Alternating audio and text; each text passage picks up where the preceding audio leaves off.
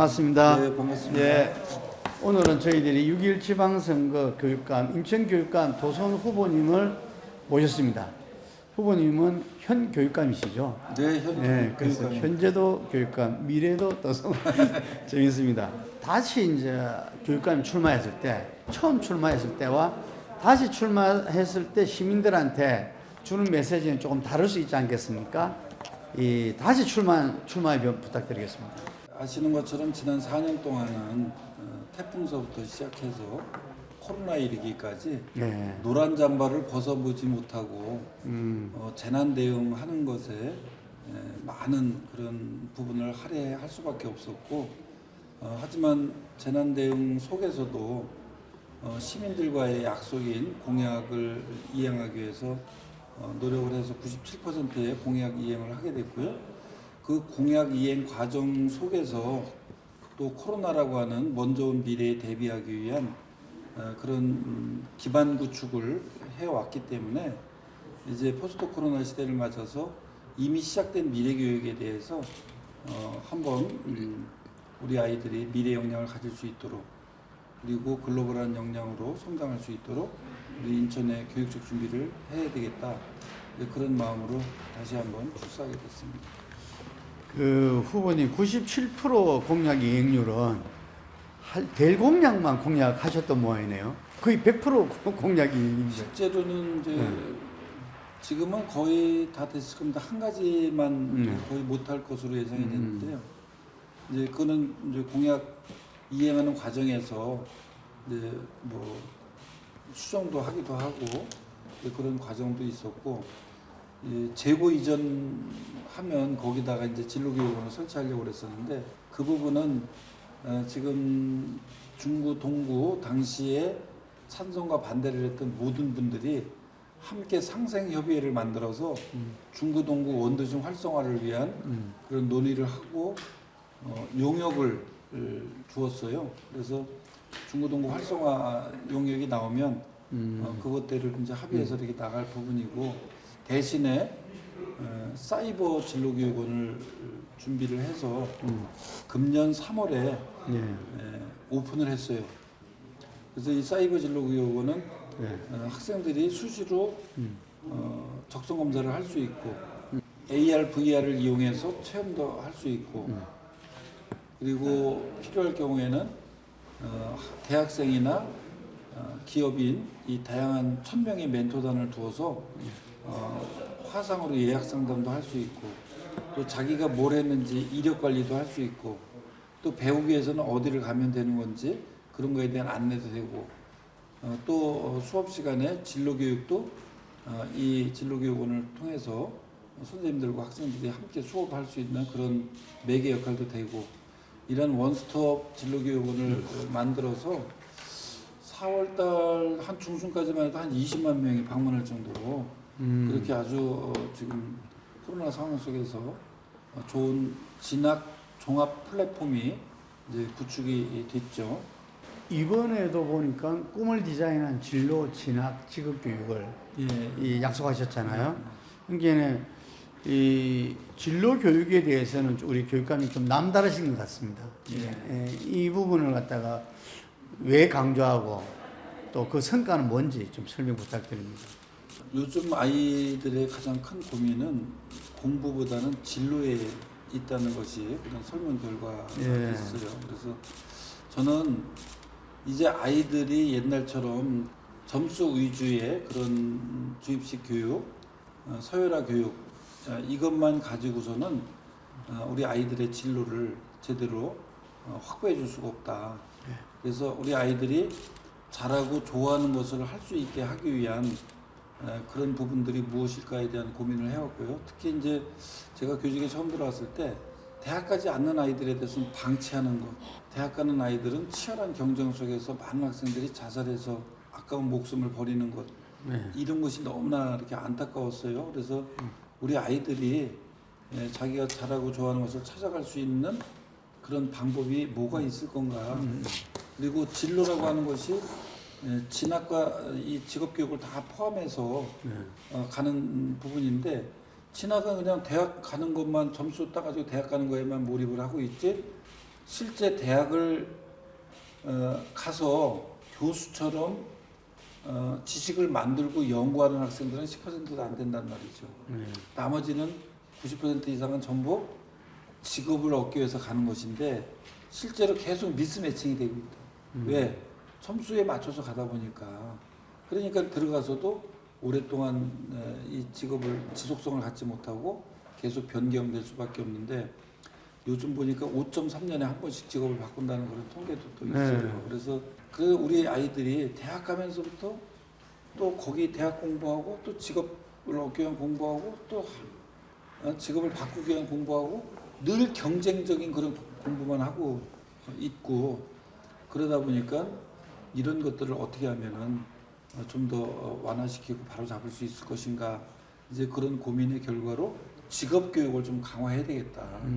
그래서 우리 인천형 직업 모델을 만들었어요. 학교와 교육청과 시와 대학과 기업이 연결해서 협업할 수 있는 그런 모델을 우리 인천에서 만들어가지고 교육부에다가 신청을 했는데 인천형 아이잡 에듀클러스터라는 그런 이름으로 만들었는데 그게 교육부에서 아주 좋은 모델로 채택이 돼서 지금 지원받고 있고 전국적인 모델화 지금 되고 있어요.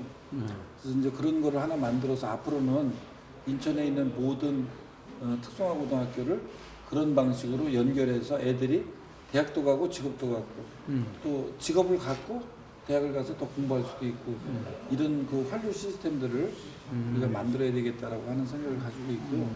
두 번째는 인천에 필요한 그 신산업과 연관된 학교 신설 그래서 뭐 소방고등학교도 만들었고 또 바이오 과학고등학교도 만들었고요. 대중예술고등학교 우리 부평이 우리 K-팝의 시작이 된 곳이에요.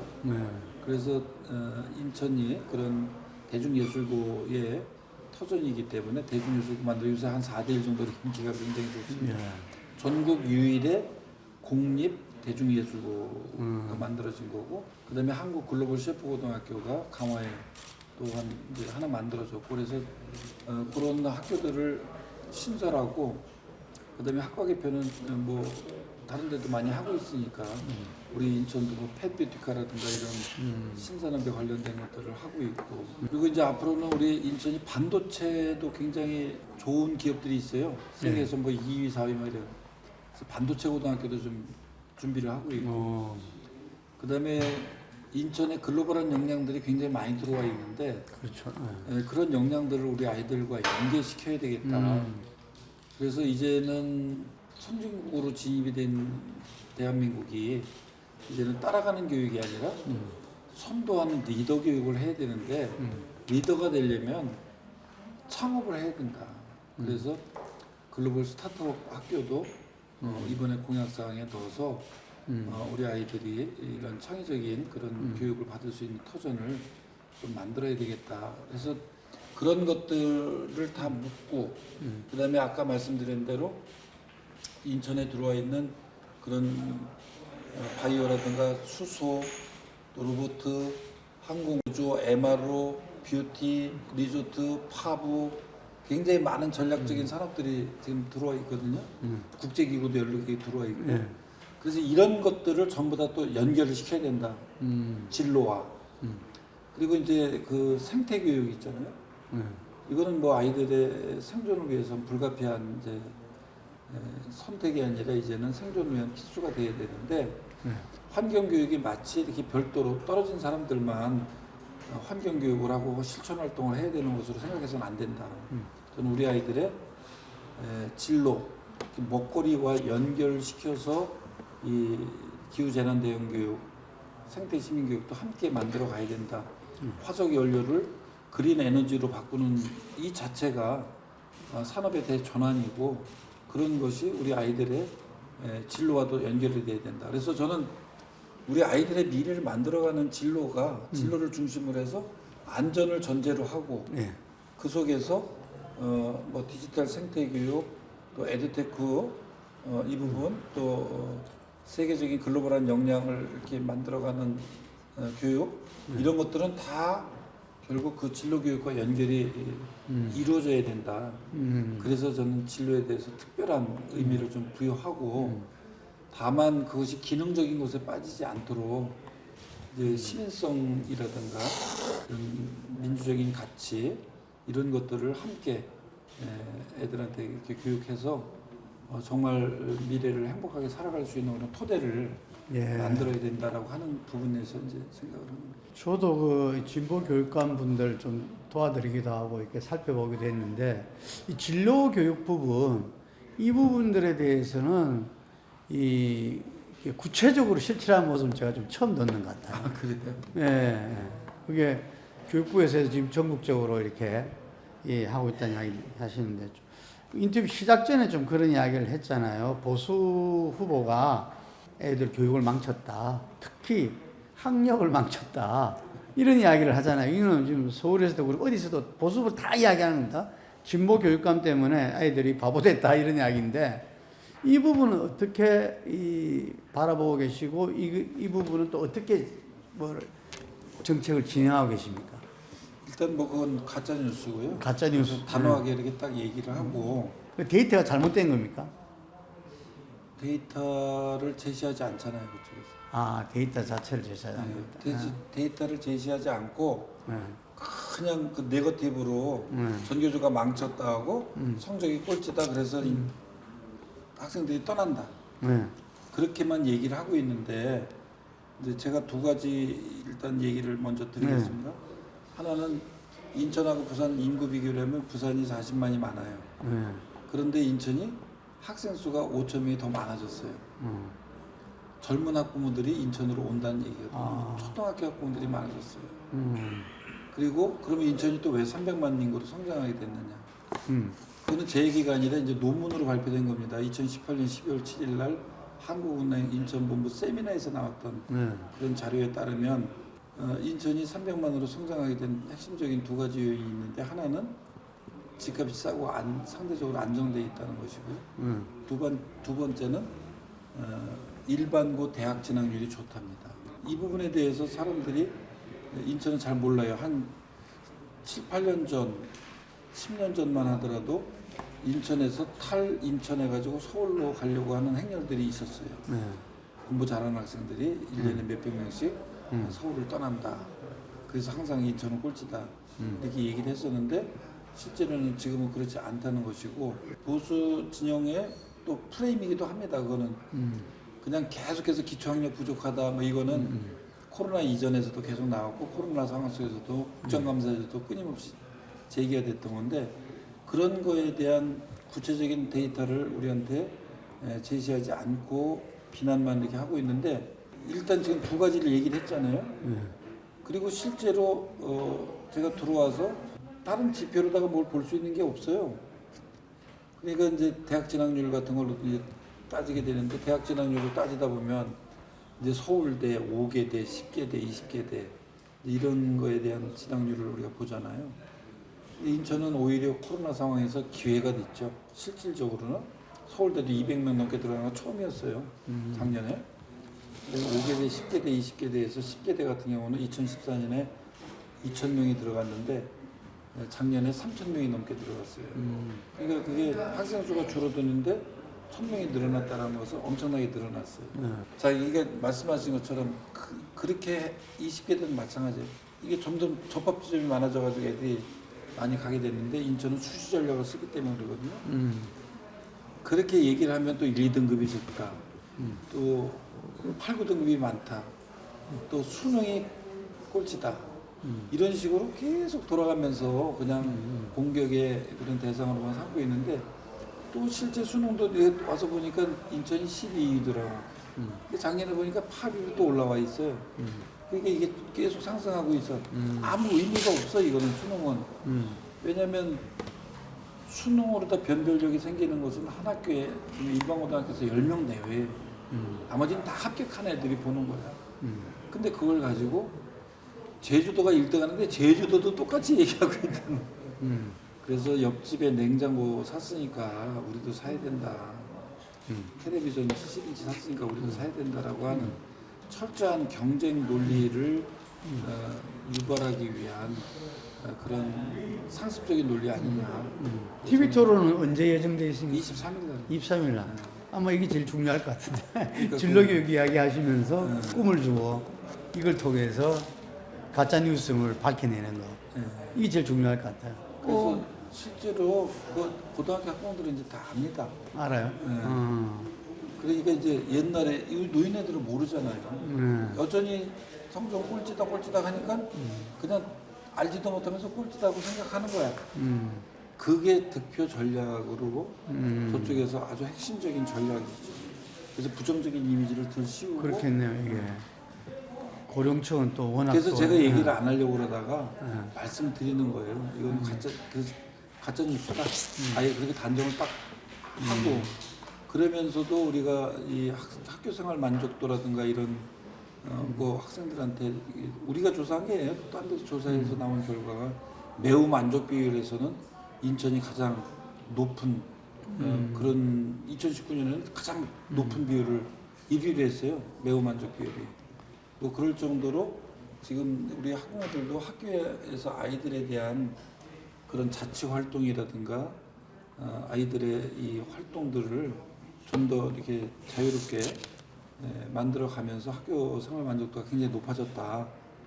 그런 평가들을 하고 있죠. 그리고 교육 현장에 대해서 늘 하던 말이 지금 어떤 변화가 있는지는 모르겠는데 학교는 죽었다 이런 말을 많이 하잖아요. 이 학교 교육이 붕괴 위기에 있다 이런 이야기인데 그게 지금은 어떻습니까?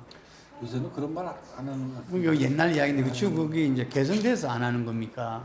개선 이제 한국배움학교라든가 이런 혁신학교 운동도 이제 많이 이렇게 진척이 되고 또 이 자유학년제, 자유학기제에서 자유학년제에서 학생들 중심의 수업이라든가 활동들이 많이 늘어나게 되고 이 고교학점제가 이제 구체적으로 금년도에는 특성화고등학교에서 이제 시작이 되고 그러다 보니까 여전히 그것도 옛날처럼 정말 전부 다 엎어져 있다 이렇게 얘기하는 사람이 아직도 있어요.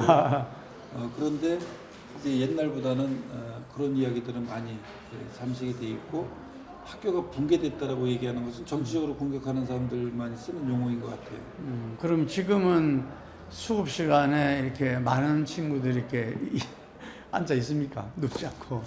고등학교 3학년 아이들이 수시로다가 합격한 아이들은 가서 이게 뭐 똑바로 앉아 있지도 않죠.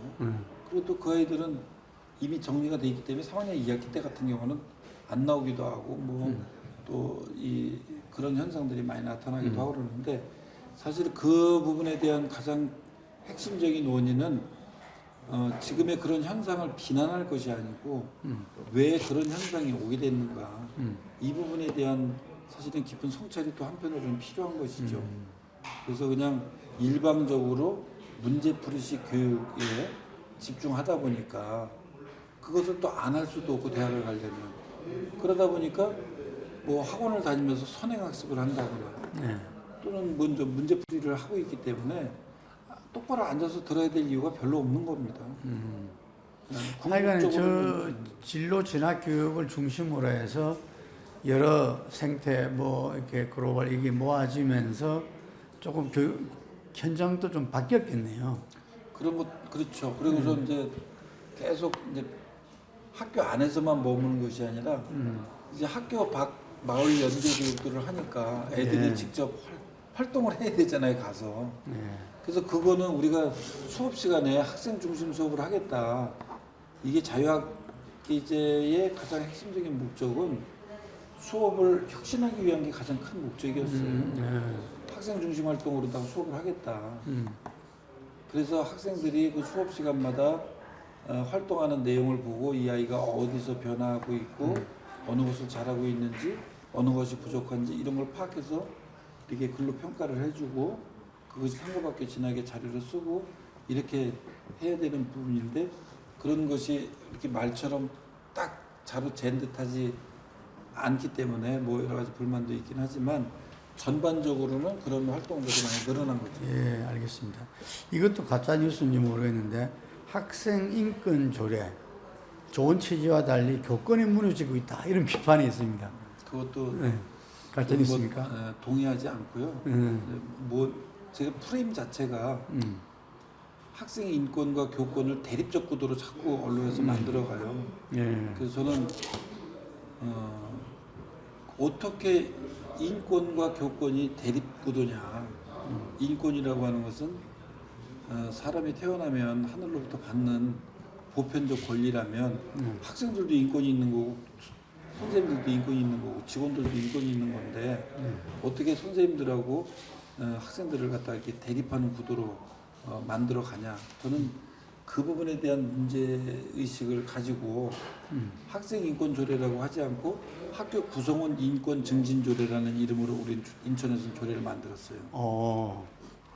학생 아니 학교 구성원 인권 증진 조례. 예. 좀 관틱한 느낌이 나죠. 예. 증진 뭐 이런 거. 예. 그래서 이것 때문에 사실 양쪽에서 다 공격을 받았어요. 기독교 그 목사님들 한테서도 공격을 받고 또 진보적인 단체, 학생 단체 아수나로 이런 단체들로부터 이렇게 공격을 받았는데 저의 관점은 그거였습니다. 학교라고 하는 것이 맨날 우리가 전통적으로 문제 풀어가지고 점수 나오는 것에 따라서 서열화하고 그것으로다가 상급학교 지나가는데 자료를 쓰고 그런 교육을 해왔던 것이지 실제로 민주 시민 교육의 터전으로서 자리 잡은 적이 없다. 그러면은 우리 아이들이 민주 시민으로 성장하기 위해서는 학교 자체가 그런 민주 시민 배움의 실질적인 터전이어야 된다. 시험 봐가지고 100점 맞는다고 해서 민주 시민 되는 게 아닌데 우리는 그것만 해오면서 민주 시민 교육은 별도로 교과서 일부에서만 하는 걸로 생각을 했는데 그렇게 해서는 안 된다. 그렇게 하기 위해서는 학교 자치가 이루어져야 된다. 학교 자치를 하기 위해서는 학생 자치, 교직원 자치, 학부모 이런 구성원들의 자치 활동이 강화돼야 되고 또 그 가운데서도 학생 자치가 핵심이 되면서 교실 자체가 다 이루어져야 되는 것이 민주 시민의 그런 배움터가 될 수 있다.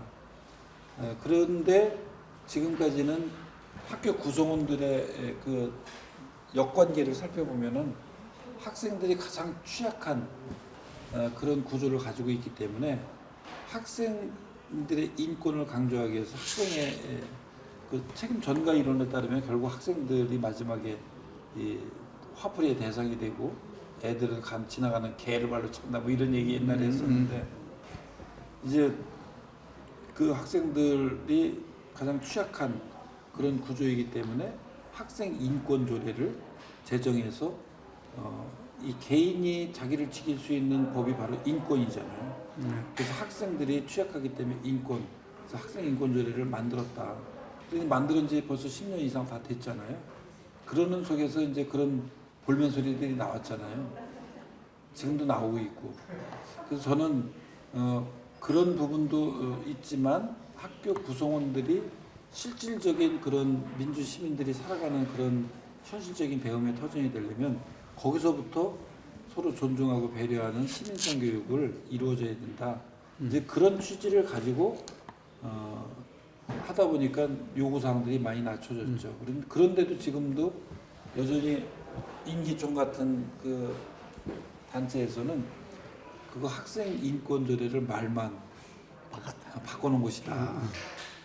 그런 질문을 하고 답변을 요구하고 그런 거를 지금도 계속 하고 있고 또 이 진보적인 학생 단체에서는 아니 그거는 학생들의 가장 취약한 그런 지점에 대해서 그냥 간과하고 있는 거 아니냐 이런 지적을 지금 동시에 받고 있어요. 며칠 전에도 와서 얘기했어. 그래서 내가 이제 이게 서로 함께 살아간다는 것은 요구사항이 낮아지는 수밖에 없다.